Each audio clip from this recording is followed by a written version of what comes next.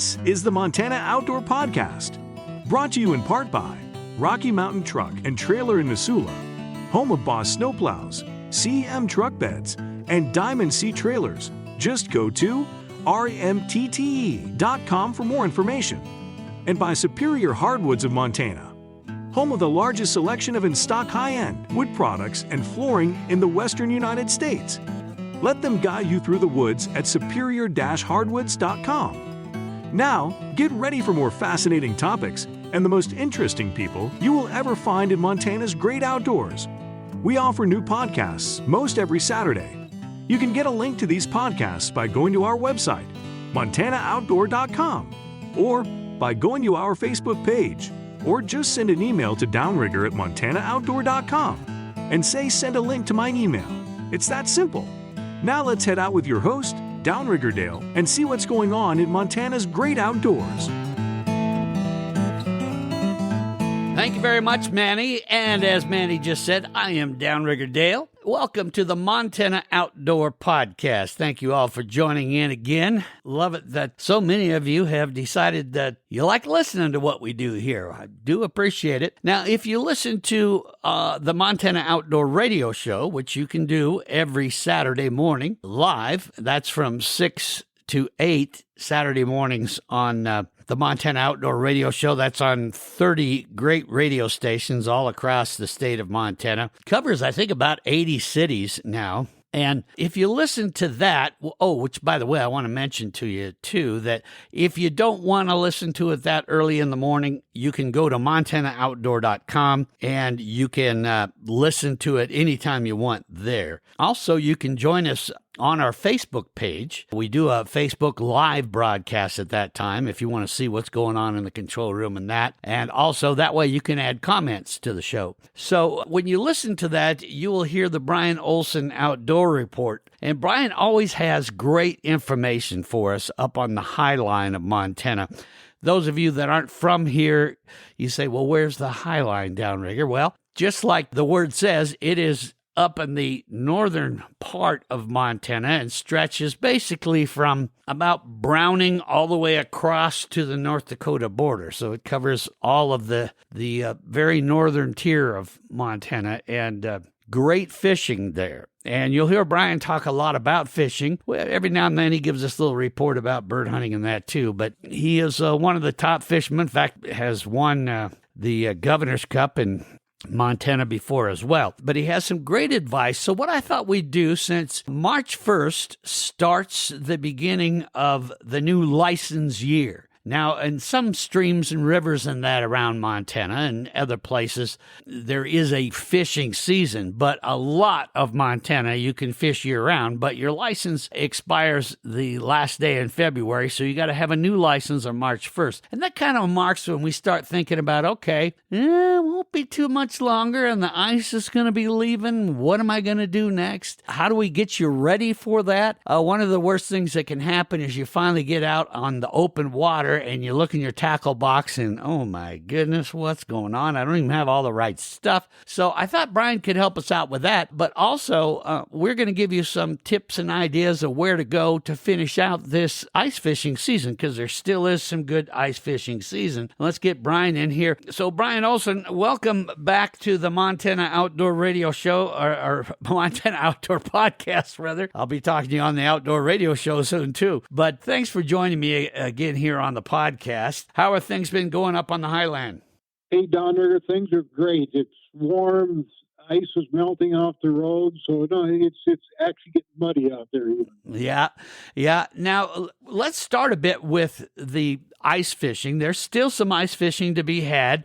I think when I last spoke to you on the radio show, there was several reservoirs in that were, had like 10 inches or better of ice, isn't there? Now, what's that looking like now?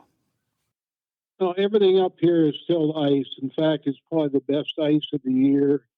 I know that both Fresno and Nelson probably have closer to 2 feet, and there's still snow covered. There's still a lot of ice up here. Nice. Okay.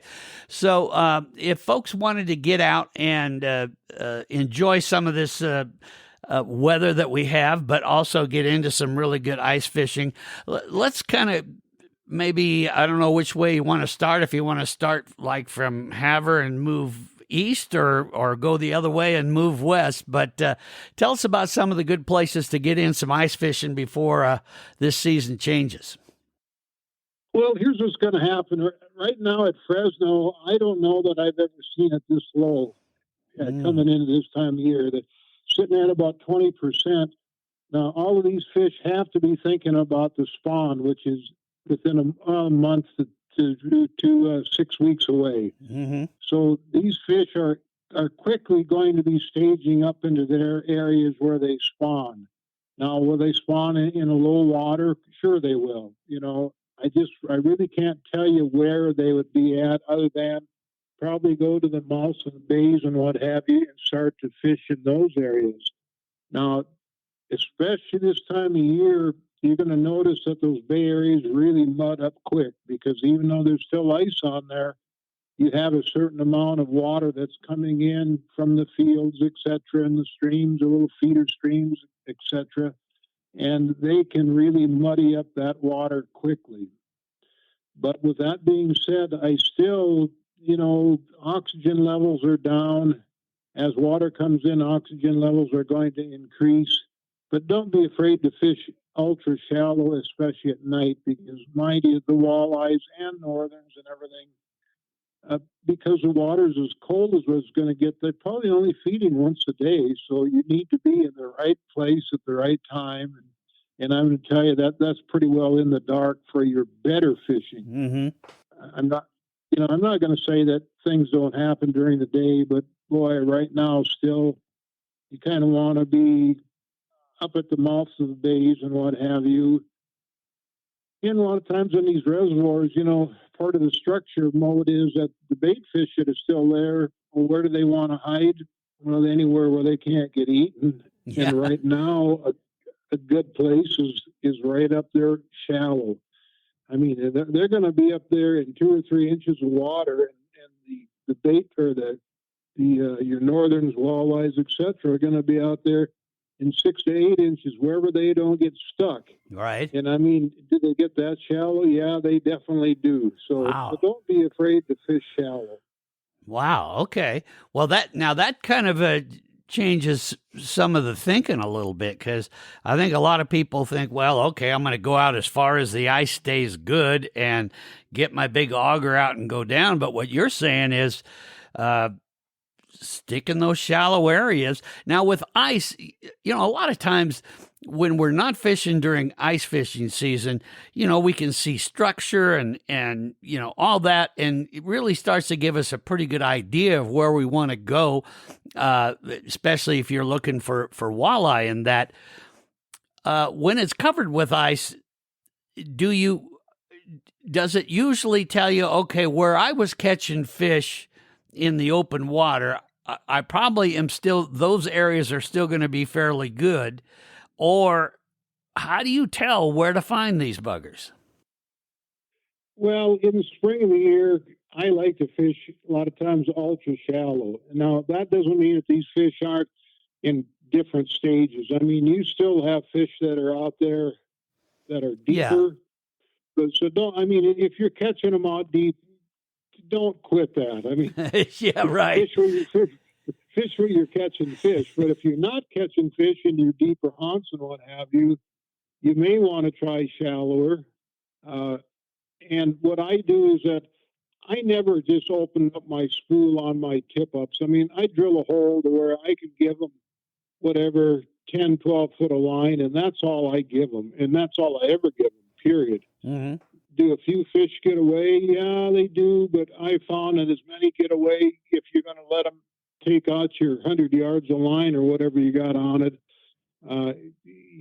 When I fish, I don't want to get tangled up on stuff. The shallower you fish, give them that 10, 12 foot, and you're going to find a lot of times they're going to get and pull around rocks and stuff, and you're still going to lose it. But don't give them unlimited amounts of line, and I don't do that anytime. I mean, there's a lot of people that do, but I don't.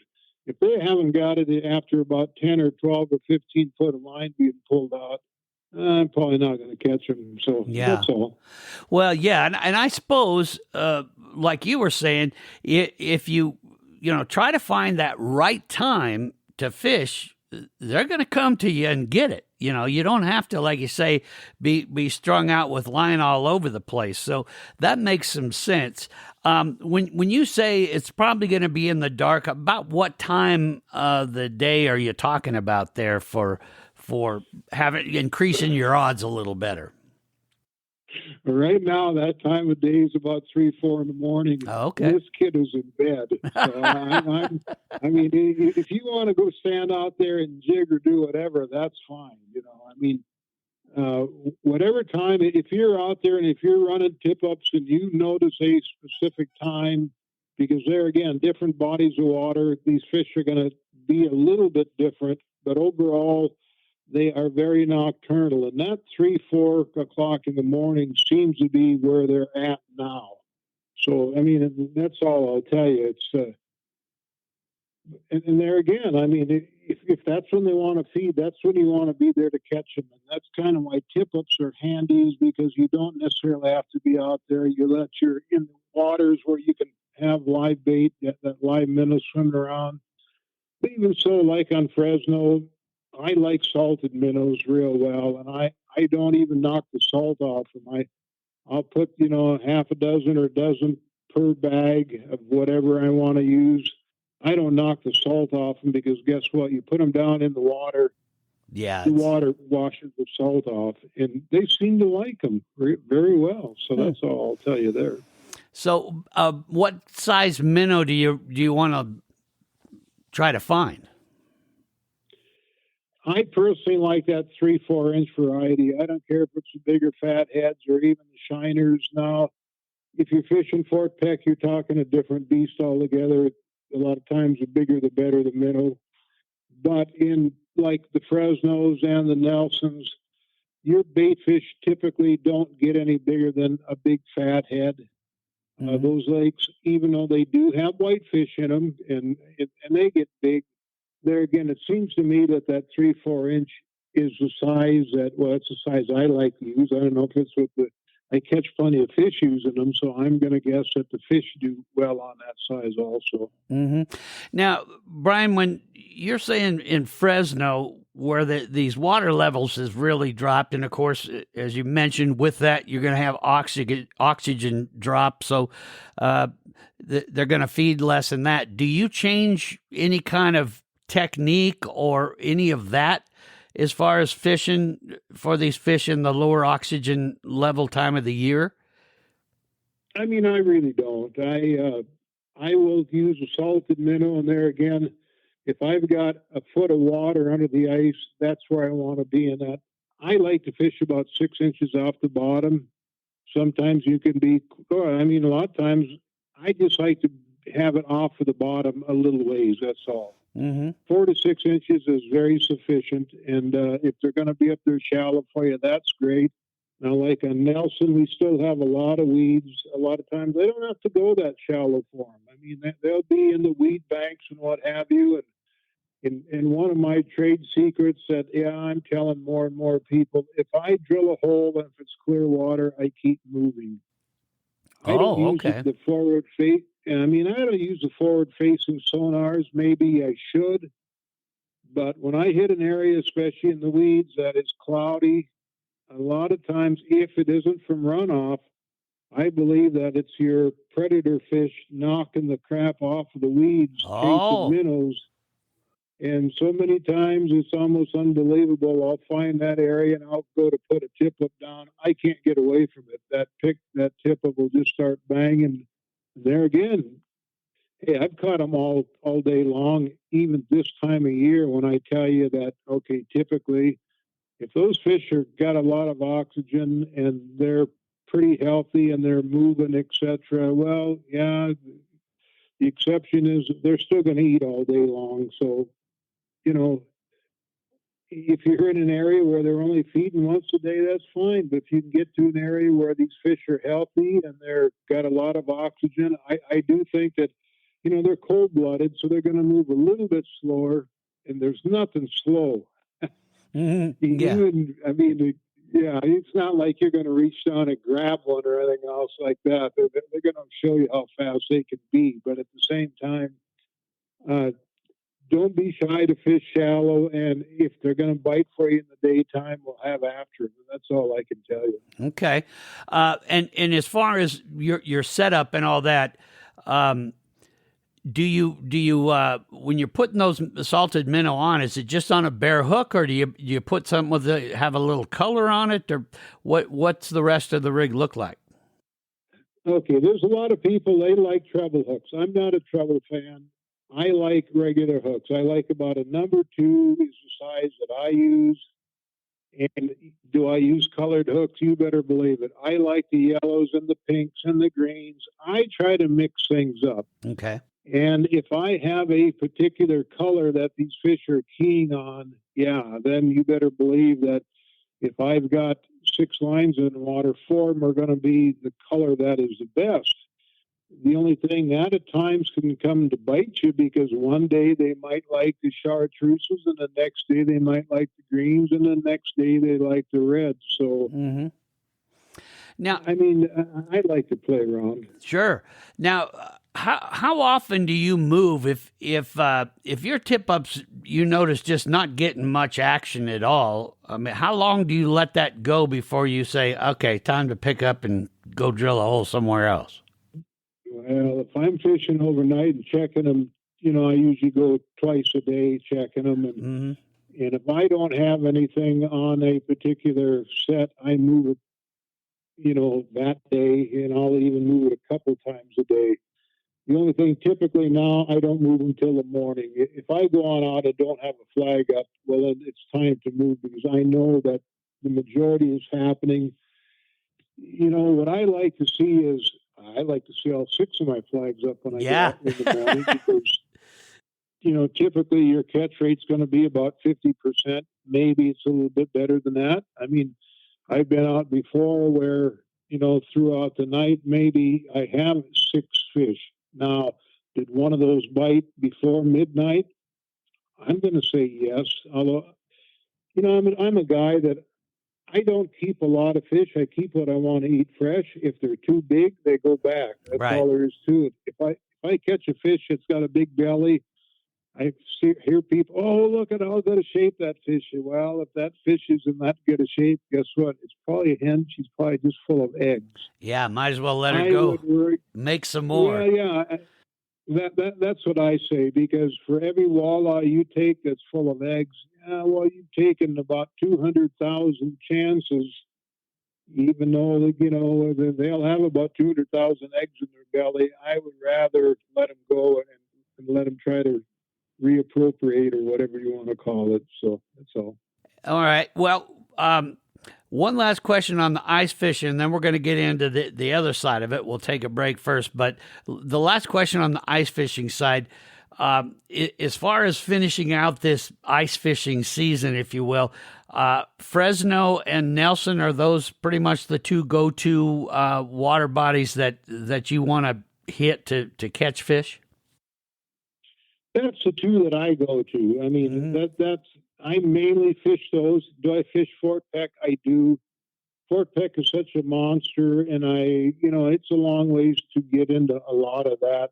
So, but, Fresno and Nelson, I have said this because I've been fishing Nelson I actually fished Nelson in 1982 is my first time out there.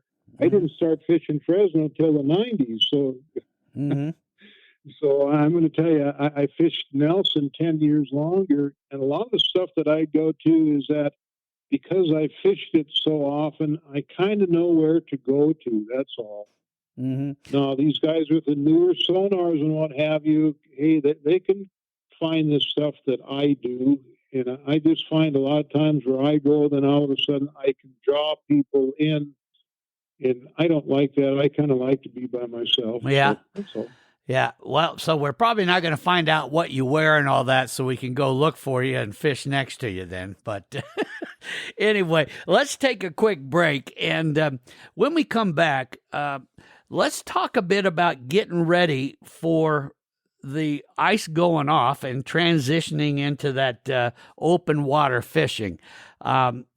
Believe it or not, folks, there's some things you need to do to get ready. And then I would imagine we'll find out from Brian how our techniques in that change as we go from first ice off and get later on. So we'll talk about that right after this.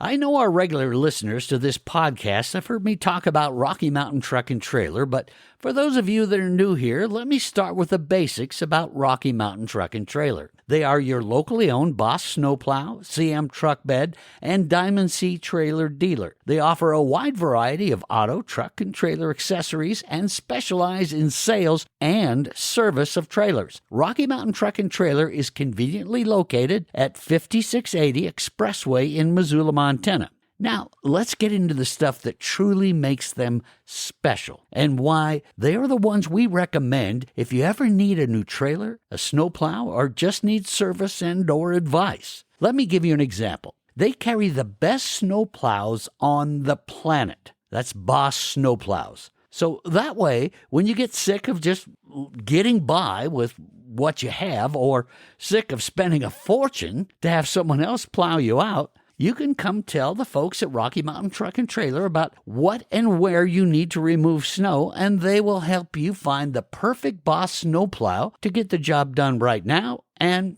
likely for the rest of your life. I'm going to tell you something about these Boss snowplows that just amazes me, but I truly hear about it all the time once someone I know buys one. They always say something to the effect of, "You know, Rigger, I never thought I'd say this, and I know it sounds crazy, but I actually have fun plowing snow with my Boss snowplow. And crazier yet, I like it so much I actually look for places near me that need plowing and ask property owners if I can plow it for them." Gang, I'm not exaggerating. That is the Rocky Mountain Truck and Trailer difference. They carry the equipment that not only is perfect for you, it actually becomes part of you. So, gang, don't end up hoping you get the right snowplow, trailer, or truck bed. Just go to rmtte.com. Look at what they have, then call them at 406-549-4243. Get all your questions answered, and then go have fun this winter. Thanks to Rocky Mountain Truck and Trailer. Go see them, rmtte.com. That's Rocky Mountain Truck and Trailer. We're back here on the Montana Outdoor Podcast. Brian Olson of the Brian Olson Report, he's with us today. We're talking about this transitionary time of the year where, number one, don't forget, you got to get a new license comes March 1st, so get that done. Believe it or not, I have done that so many times. I get out on the water, and thank goodness the old captain, my fishing buddy, will look at me and say, "Now, did you get the new license?" And oh, dang. And, of course, thank goodness you can just do it right online nowadays and get it done. But before you go out, don't forget about it. Get that done. So, Brian, what would you recommend folks do to get ready for ice off? It never hurts to go through your gear and get it ready. What are some of the things you do to prep your gear and be ready so you can, hit the water and start fishing and not have all kinds of problems? Well, number one, make sure the line is good on your rods. And that's probably the number one thing. Now, I'm always ready. My bag doesn't change basically very much from summer to fall to winter to spring.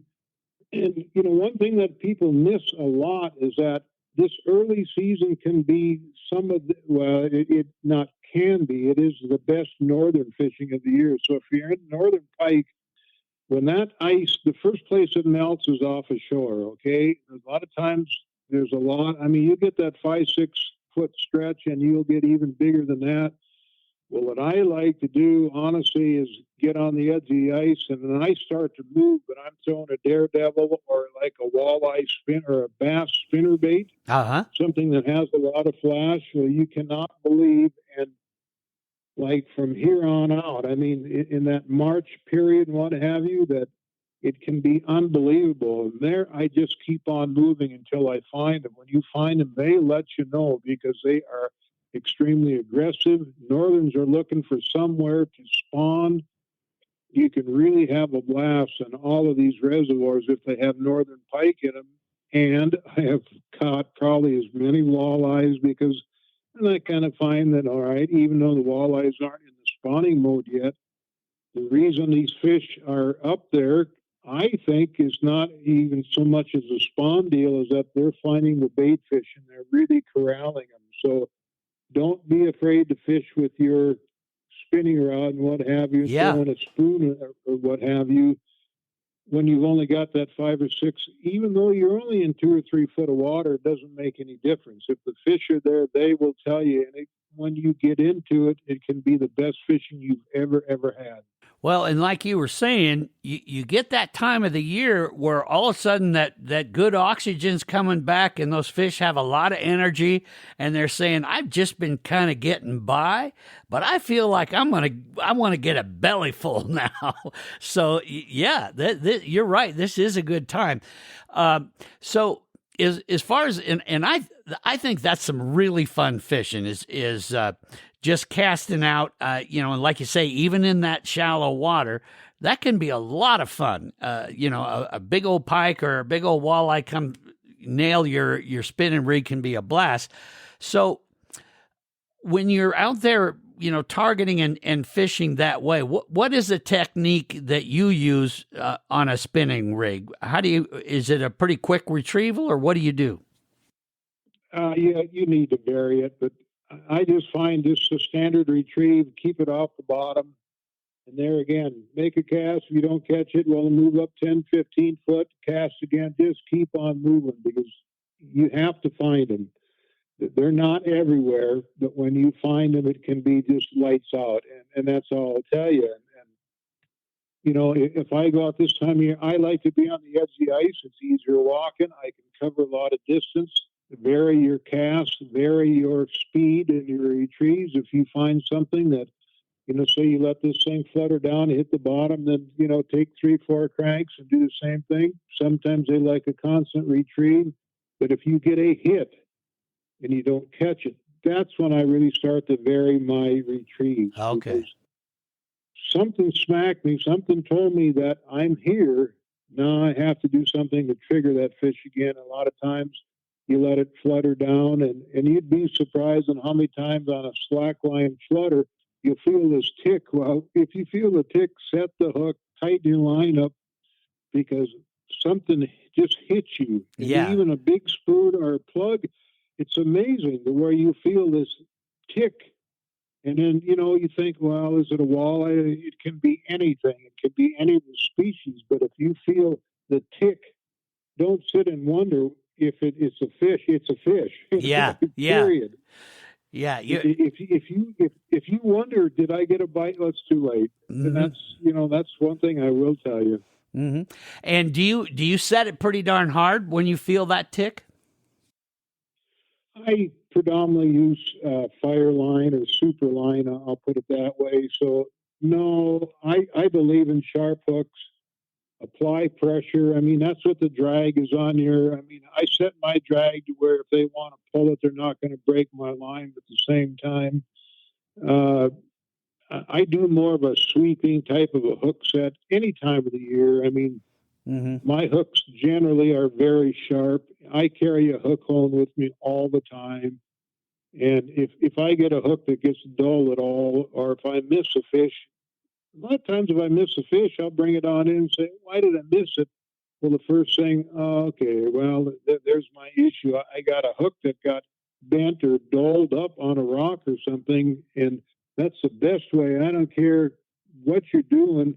If you don't have a sharp hook, you're probably going to give up fish. That's all there is to it. Yeah, and I think that's a common mistake that we do is, we go out and we spend some money on these great spinners and all the different things that we think are really going to do well, and you get out there and you're catching fish and you're doing well, and then things start to go awry, and yet so many fishermen forget that hook has to be sharpened. I mean, it's not going to stay perfectly sharp from the day you bought it.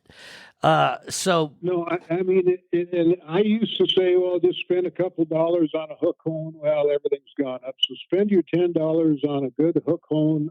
I like the pencil type ones myself.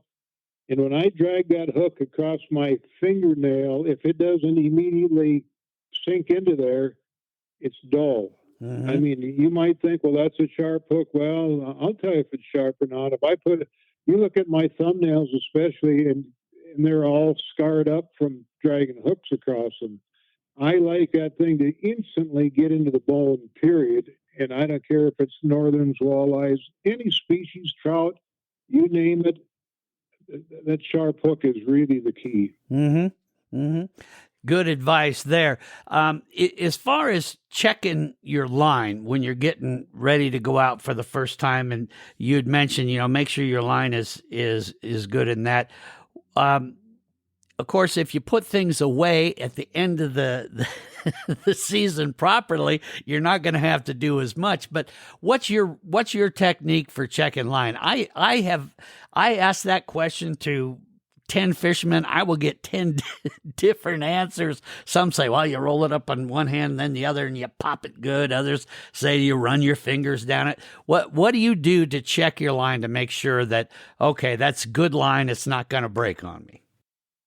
Okay, for the most part, if I'm using like a monofilament or a fluorocarbon line, I stretch it. So I'll go on out to my backyard. I'll hook one end on the fence. I go on out, and I put a lot of tension. I mean, I put my weight into it. Okay. Now, I mean, there is a point in time that, yeah, you can break it if you overdo it, but I stretch this thing to the point if it breaks for any reason, or if I feel, like the first 2-3 foot of my line, if I got a nick or a scrape or anything, and you can feel that, get rid of it. Yeah. Otherwise, I stretch mono. Now, like the super line's a little bit different. I used to be a heck of a Berkeley nanofill user, but I found that stuff has got a shelf life in it that, man, once it starts to break, and I'll tie it like a loop and I'll pull if it snaps immediately, you got to get rid of the whole thing, because it's not a matter of like with mono or something like that where you can take off 5, 10, 15 foot of it and you're good. I find that stuff is rotten to the core, so get rid of it. Yeah. But with the fire lines, the fire lines and stuff, I don't have that issue with. So as long as I'm not, the line doesn't look frayed or anything else like that, and it holds a good knot, I continue to use it. Well, and again, that's where a lot of I shouldn't say a lot, but there are fishermen, especially those that don't fish that often, and I've seen that where they hook into a great fish and the line breaks, and then they go, boy, I should probably start checking my line and all that. Well, that's just that just kills me. Now you're going to check your line. You just lost this great fish. So I agree. Spend a little time before you go out and just, check it over good. Make sure you're ready to roll, because there's nothing that'll ruin your day like losing that great fish that, you were going to have this great fight and pop, off it goes. So good advice there. Now, when ice just starts to go off, is there a particular area that you like to like is your go-to? I'm going to check that one. That's always my go-to as soon as ice has come off. Is it a stream, a river, or is it Nelson, or where do you go? I just go to areas that here's the standard for wherever I go. That if you got the gravel, especially if I'm a walleye fisherman now, if you're in the weeds or if you got trees, northerns and perch, etc., like to hang their spawn in that type of structure. Sure. Where walleyes like to be in rocks and gravel. So if I'm right now, if I was going to go to Nelson, or not Nelson, but Fresno especially, and start to fish a spawning fish, I think that the best spawning areas are still along the riprap of the dam and what have you. And even if there's only a foot or two of water, that's where those fish are going to go to. So if you have anything that the rockier stuff rather than just the muck, that's where I would head for. Mm-hmm. Now, I like to fish areas like on Nelson Reservoir where I've got good gravel bars, and then there's the deeper water is not far away. So that is the type of stuff that I like to go into. Now, I find that far west in the lake, there is no deeper water, but I guess that's all relevant. If I'm catching them in 3-4 foot of water, if I've got a 6-8 foot channel fairly close, guess what? That's going to be deep enough. Mm-hmm. But there again, when you find them, just stay on them. And that's all I can tell you. Now, with the newer sonar gear, hey, I mean, there's a lot of guys that they're going out. They don't make a cast till they start to see fish. Right. I don't use that yet, and I'm going to leave it at yet because I think that when I save up enough money, because that stuff isn't cheap either. No, it's not. But it really can once you learn how to use it.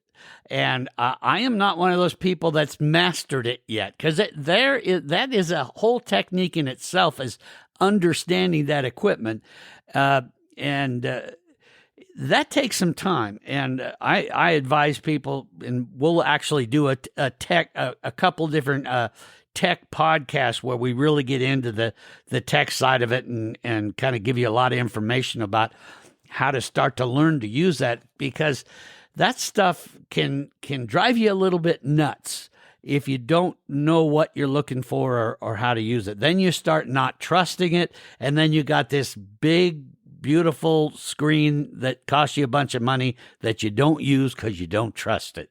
So, yeah, that's important. Yeah.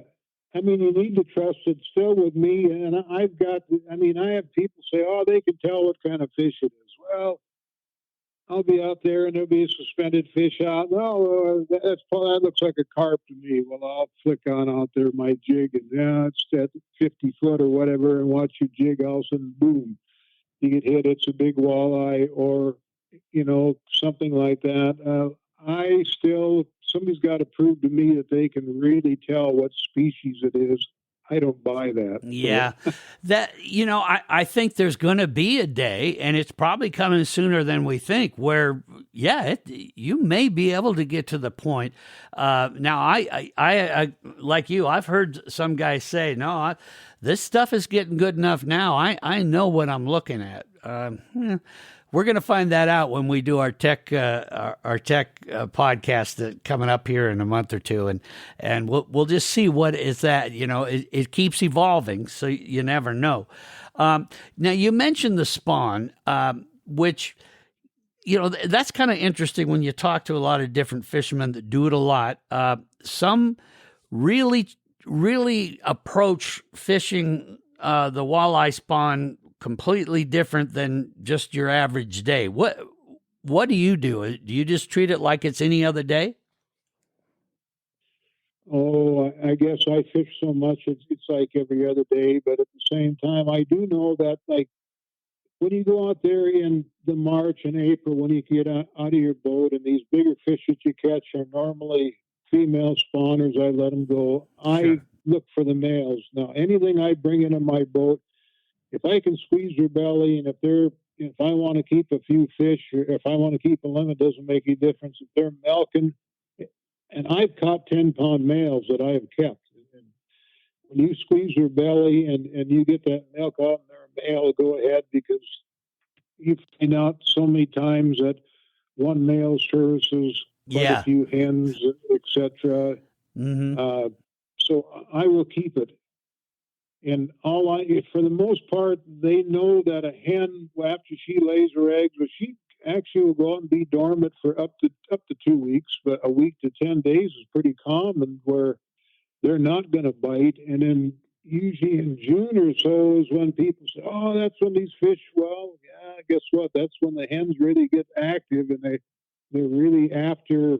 They really put the feed bag on, and you can catch a lot of these fish then. And the law says you can keep whatever you want to keep.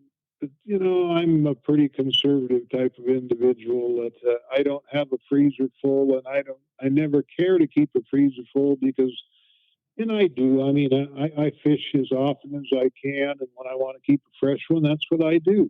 So that's all. Mm-hmm. But as far as what you use during the spawn, are you mostly jigging, or what's your go-to to really capitalize on that walleye spawn? All right. I normally year in and year out every day, even under the ice and what have you, I'm a jig fisherman. Yeah. So I do like to use a jig.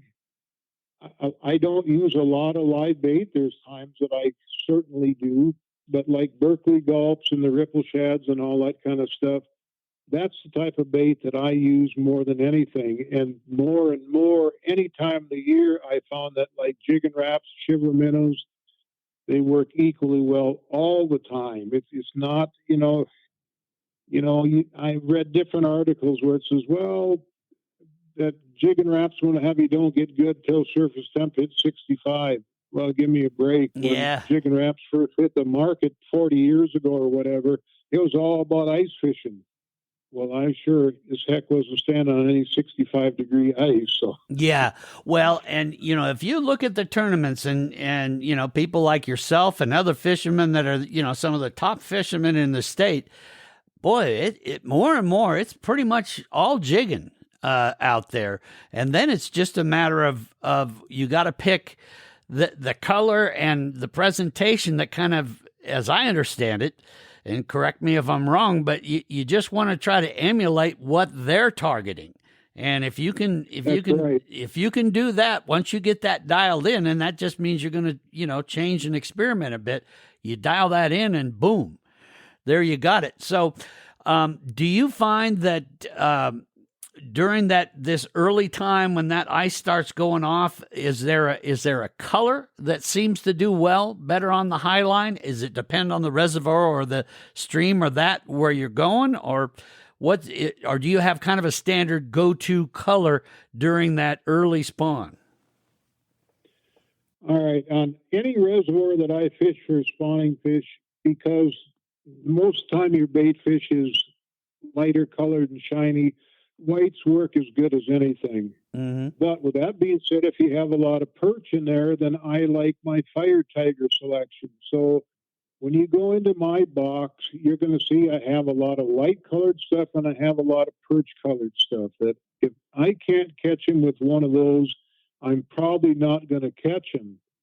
Now, I can tell you on Nelson Reservoir, because of the prey in there, and I had to see it to believe it, there's a specific color that I'm not going to tell anybody about. Because, yeah, we never get Brian to give up all his secrets, which is understandable. That's for sure. I don't need everybody and their brother using this.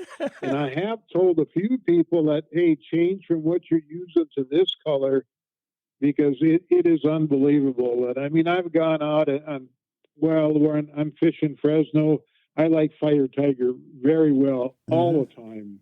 Yeah.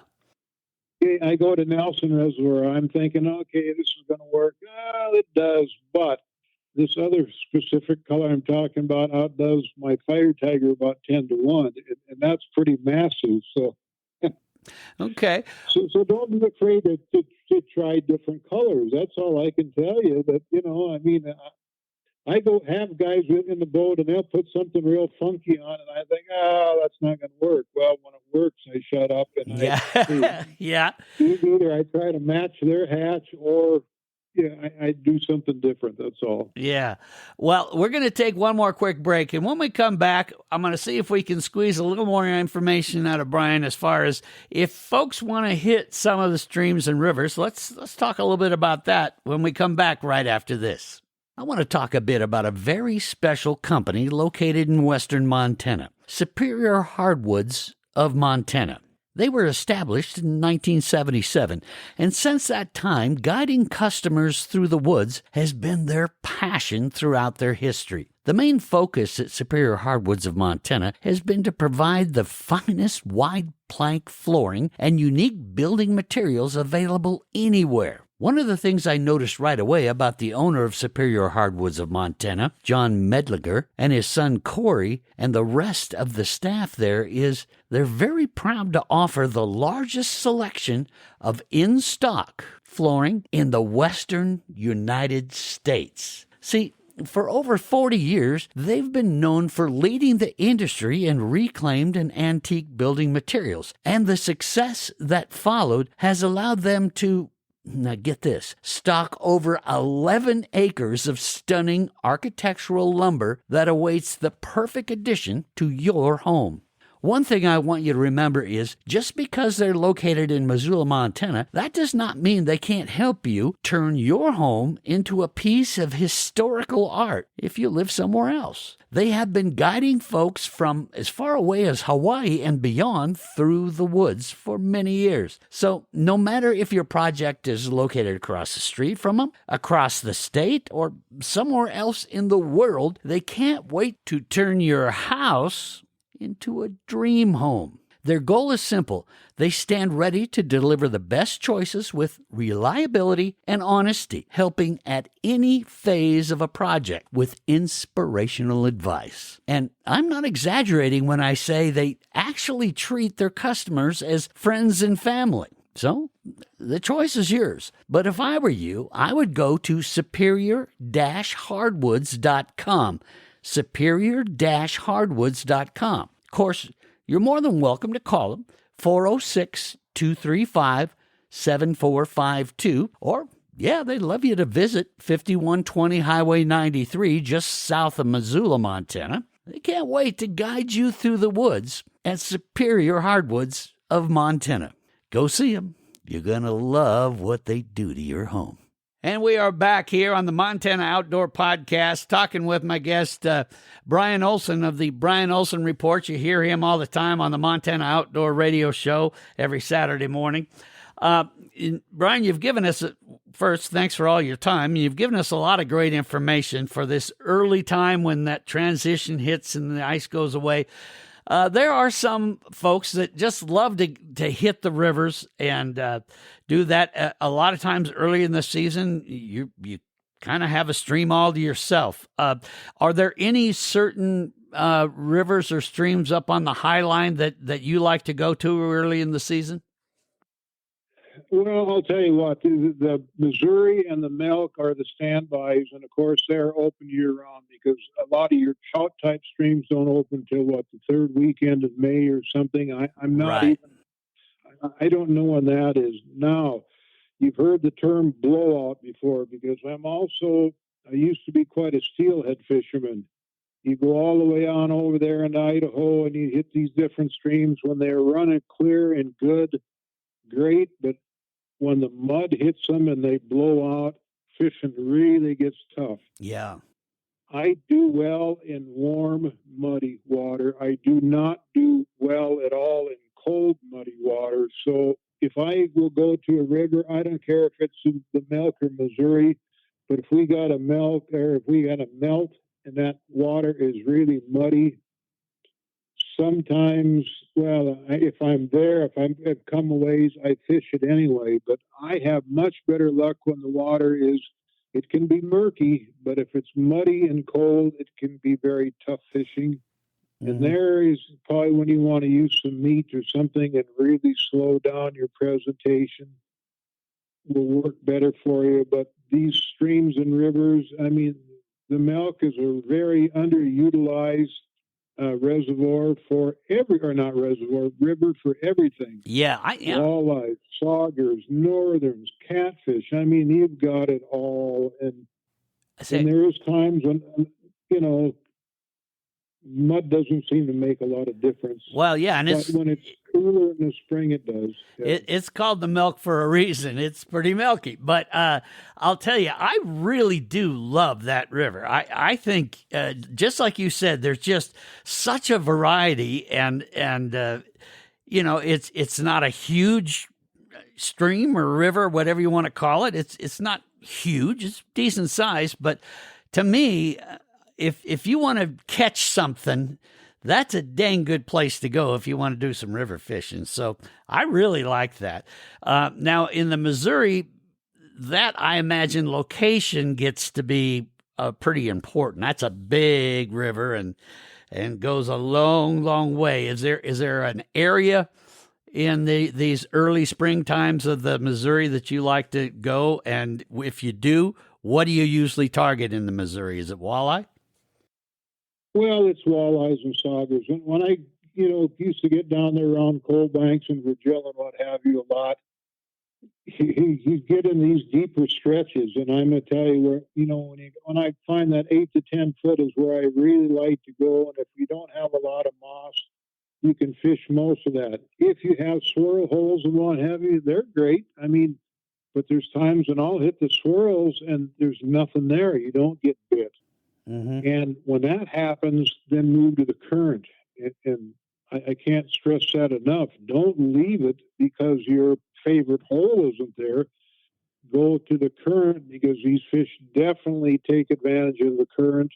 And if you don't have a lot of moss to get your jig or whatever you're throwing out there all mucked up, Mm-hmm. that's where these fish are at. So, and paddle tails work extremely well. You can just throw it out there and kind of half moon it in, or whatever you want to call it, but make sure that you're bouncing off the bottom and coming along and hopping that thing in, and you really get some very aggressive hits out in these, in the current. And I do like that 6, 8, 10 foot stuff. I mean, and there's a lot of it right close to the bank. It's unbelievable. You don't need a boat. I mean, I like to fish a boat because I don't get into the trespass issues or anything. Right, but yeah. if you have the permission, don't be afraid to fish at all. I mean, I've caught walleyes and saugers in that Missouri River, and there again, in a foot or two of water, and they're not in the slack water, they are in the current. So,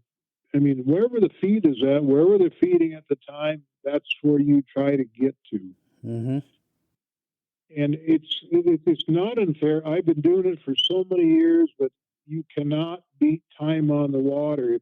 If you want to be a river rat, then every chance you get to that river or stream.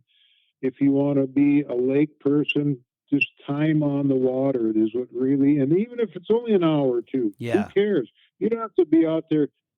God, I hate marathon trips when I go out with somebody and they want to fish for 12 or 14 hours and most of the time. We have not really where I think we need to be. We have a mutual friend that does that, don't we? Yeah, the old captain. He will marathon you right to your last. I never thought I'd fall asleep fishing, but I have done it before with him. He'll wear you right out. But no, the High Line just offers so much out there for folks to take advantage of. One thing Brian mentioned a little bit, folks, that do be a little careful in some of the areas, especially if you want to get into the trout fishing and that, because there are seasons there and you need to look at your regs and all that. And I'm going to be doing a podcast all about fly fishing down the road here, and we'll get into that. But never hurts just to brush up on the regs, and that's a good thing to do when you're preparing your lines and all that. Give it a once over, because sometimes limits change, things change. So just get yourself familiar. But Brian, I want to thank you so much for all your time today and giving us all this great advice. And I'll tell you what, you've got me excited that these transition times can be really fun. And you've given us some good advice on how to do it. And until then, I guess I'll see you on the radio here soon. Well, you bet. And when you go to set that hook and you think you got the bottom, make sure it's the bottom. If it jerks back, it's not the bottom. So just keep it tight until you're sure. And especially this time of year, just keep your line tight. Either it's a fish or it's a snag. Be sure if you back off and, that snag came right off. Yeah, well, you probably let that fish go. Yeah, so you just lost a beauty. Yeah. All right, Brian, thank you so much. And we'll be talking to you soon on the Montana Outdoor Radio Show. You betcha. Thanks, everyone. There you have it. I'll tell you, Brian Olson always brings his A game when he comes on the podcast or on the radio show and gives some great advice. So, and this will probably be one you might want to listen to a couple times and get it all in and take in that good advice. He offers some great stuff. I've fished with this guy many a time, and I always learn something. So there you have it. Until then, folks, remember, ice safety this time of year is paramount, so be careful, and have some fun out there. And thanks for listening to the Montana Outdoor Podcast. Thanks for listening to the Montana Outdoor Podcast. It has been brought to you in part by Superior Hardwoods of Montana, home of the largest selection of in-stock high-end wood products and flooring in the western United States. Let them guide you through the woods at superior-hardwoods.com. And by Rocky Mountain Truck and Trailer in Missoula, home of Boss Snowplows, CM Truck Beds, and Diamond Sea Trailers. Just go to rmtte.com for more information. So what did you think of today's podcast? Send your questions and comments to Downrigger at montanooutdoor.com. We should be dropping a new podcast this next Saturday. Until then, we'll see you soon out in Montana's great outdoors.